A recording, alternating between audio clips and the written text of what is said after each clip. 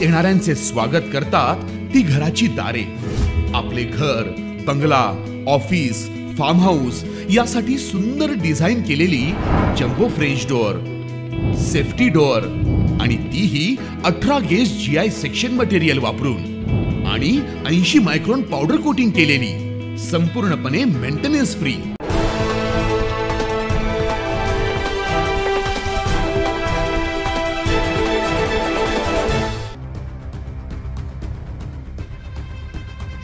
₹32 कोटीच्या वर घरपट्टी वसुली ही पूर्व विभागातून झाली आहे, तर थकबाकी मिळकत धारकांना आता अंतिम नोटीस पाठवण्यात आली आहे। पाहूया सविस्तर बातमी। महानगरपालिकेच्या पूर्व विभागीय कार्यालयाच्या वतीनं गेल्या वर्षी मार्च महिन्यापर्यंत सुमारे 28 कोटी रुपये घरपट्टी कर वसुली झाली। यंदा मात्र जानेवारी महिन्यापर्यंत घरपट्टी कर तब्बल 32 कोटी रुपयांपेक्षा जास्त वसूल झाला। तर गेल्या वर्षापेक्षा 6 कोटींनी घरपट्टी कर जादानं वसूल झाला। मनपाच्या पूर्व विभागाच्या कार्यालयाअंतर्गत मिळकत धारक 98,401 आहेत।